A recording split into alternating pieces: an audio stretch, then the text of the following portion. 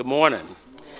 Giving all praises to God, to Pastor Davis, to the entire Galilee family. I'm honored again to stand before you to speak on behalf of our pastor on his 33 years of honorable, godly service. You know, I was thinking about the theme where it comes from 2 Timothy chapter 4, where Paul is encouraging Timothy to preach the word.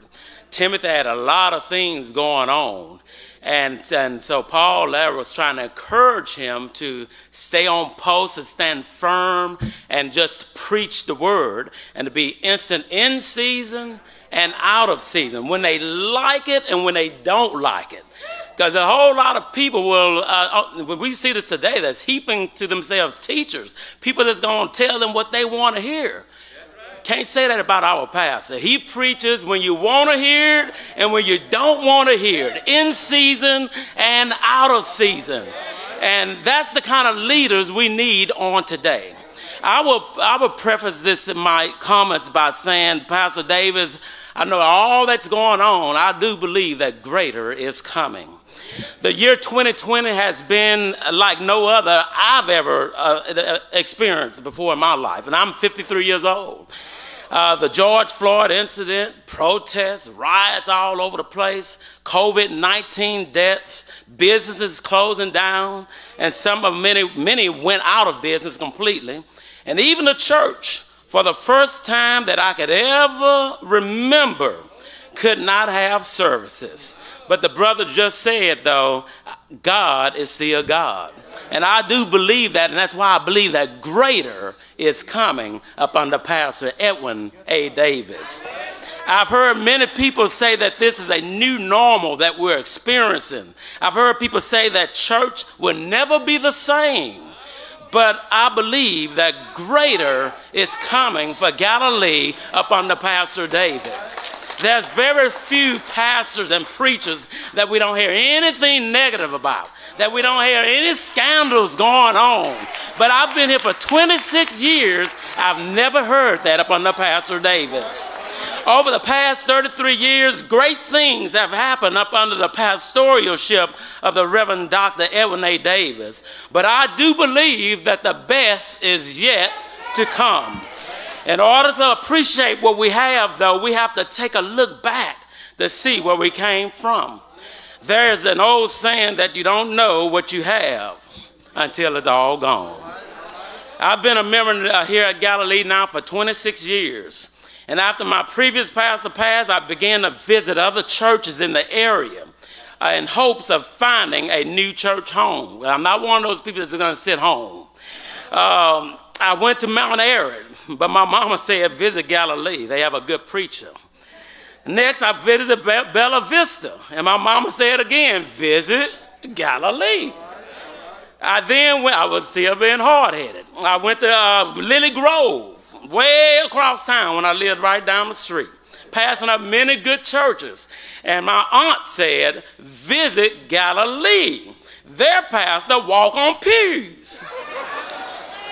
So finally, I decided to visit Galilee. And keeping in mind what my aunt had already told me about that pastor walking on pews, I made sure to sit way back about 10 seats away from the pulpit. The church when I went in, there was an excitement. That was packed at least 30 minutes before the church even started. The church was just jam-packed.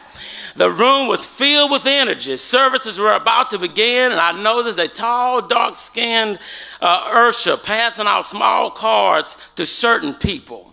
Because I'm observing everything. I'm new. I've never been here. I don't know who Pastor Davis is. Never seen him before. Later, I found out that the little cards read, please do not chew gum in the sanctuary. And I later found out that brother's name was Brother Horace Franklin. Services began and the choir came marching down the aisles, singing as they made their way to the choir stand. Eric McDaniels, I found out, was the organist, and Sister Danae Riley was the choir director. Excitement was in the air, and the spirit was already high, and the service hadn't even begun yet. The deacon, and I wasn't used to that kind of stuff.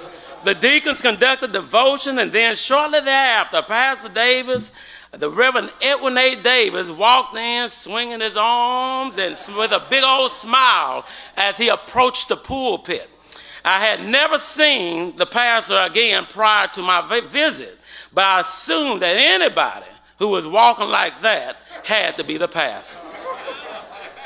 After all the preliminaries, Pastor E.A. Davis began to preach. And when I say he preached and he kept on preaching.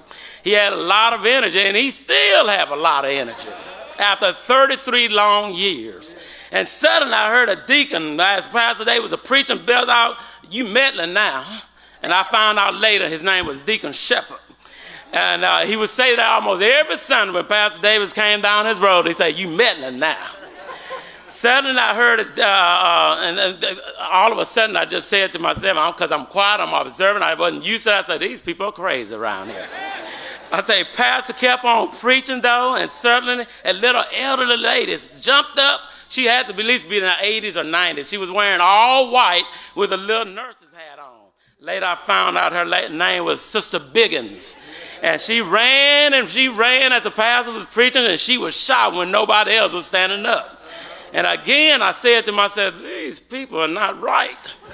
I was thinking these people are crazy. I've never seen all this before. Later on, Pastor Davis just kept preaching, and he kept preaching and preaching. And as he was ending his sermon, he proceeded out of the pulpit with the mic in his hand. And I remember him saying, "If you're thirsty, come." And he jumped up on that first pew, and he just started bouncing like he was on a diving board. I said, "Oh, my God." And he started springing down and forth, like I said, like he was on a diving board, and I thought the things was going downhill from there. So when his mic card would not allow him to go any further, he returned to the pulpit. And the doors of the church was open. And like any sane person would do, I joined Galilee with all those other crazy people there. Pastor Davis' knees right now may be hurting, but God is not finished with you yet. I believe greater is coming. I know you can't walk the pews no more, but greater is coming. Through the workings of the Holy Spirit, I've seen hundreds confess that Jesus is Lord under the preaching of the Dr. Reverend Edwin Davis. But all those people that came, I still believe that greater is coming. Under the leadership, I've seen numerous preachers, Sanders, Richmond, Roseanne, Thomas, and others become pastors up under Pastor Davis. But I believe greater is coming.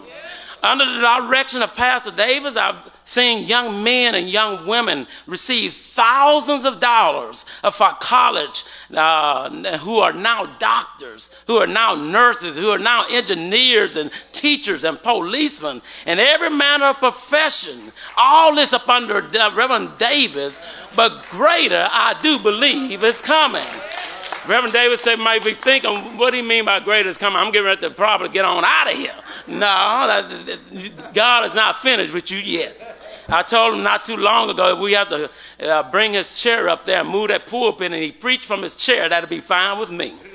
You've been preaching every Sunday, Pastor Davis, for the past 9 months straight without missing a beat. When many churches was at home doing nothing, you was here preaching every day to an empty audience.